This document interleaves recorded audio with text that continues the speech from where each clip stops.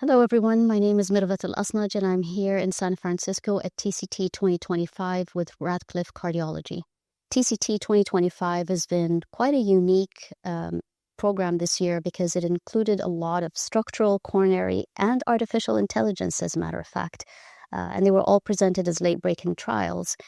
If I start with some of the structural trials, the first one is the Summit MAC trial. Now, this is a study that actually looked at about 103 patients who were receiving Tendyne transcatheter mitral valve replacement in patients who had mitral annulus calcification. And they obviously looked at safety endpoints in these patients. About 60.4% had freedom from all-cause mortality, 100% had reduction to less than 1+ mitral regurgitation, and 88% of them had an improvement in their NYHA class, and 18.7 point improvement in their quality of life metrics. So I think the importance of this particular trial is that now we have an option for patients with mitral annular calcification. I'm sure based on this trial, the guidelines are going to change. Important to note that we're talking about annular calcification, and so it's quite different from other causes of mitral stenosis or regurgitation, particularly rheumatic heart disease, where it's primarily the leaflet calcification and it's not the annular calcification.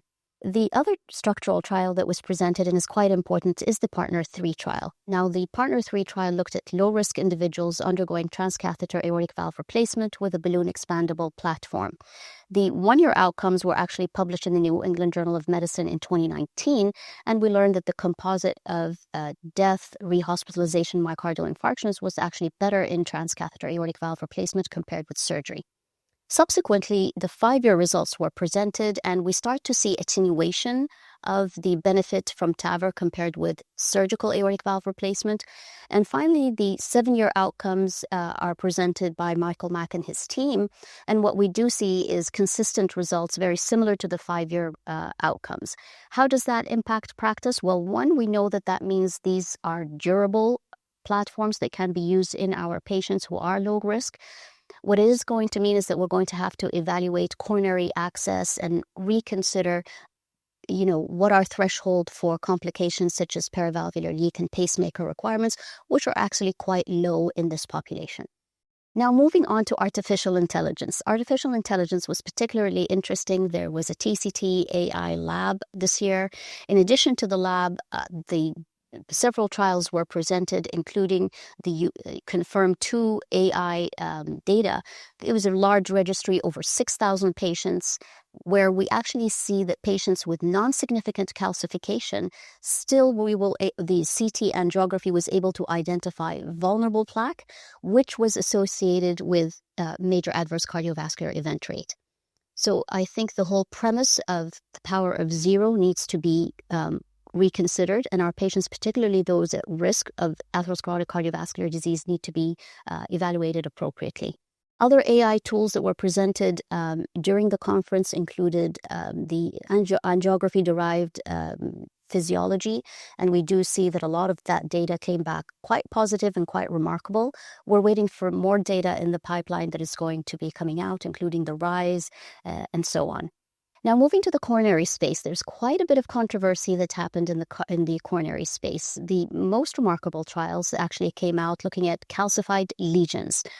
So the shortcut trial actually compared intravascular lithotripsy with cutting balloons, and these were OCT-guided evaluation of patients who had both acute coronary syndrome and chronic coronary syndromes, and these patients underwent randomization 1-to-1, where they received intravascular lithotripsy versus cutting balloons. The safety endpoints were addressed. The primary outcome was obviously stent expansion in a successful procedure. And what we do see is non-inferiority. The cutting balloons did just as well and were just as safe as intravascular lithotripsy.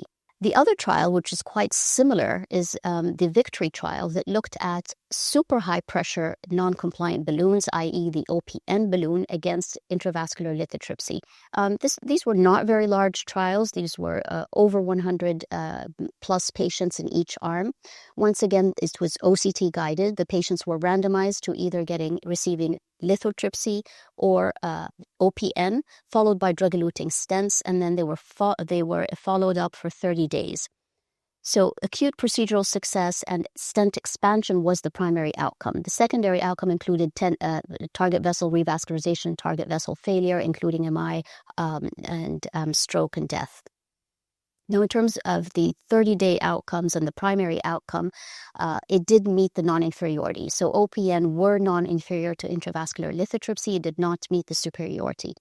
I think the clinical implications here would be that we need to analyze the trial a little carefully, looking at the cost effectiveness of the therapies that we're doing, looking at combination therapies, and obviously long-term outcomes that are clinically relevant, not just stent expansion. How much of those who did not have adequate optimal or adequate stent expansion translated into clinical events? We don't know. The 30-day results are still pending, but the investigators do tell us that they're going to report the outcomes at 1 year and 2 years.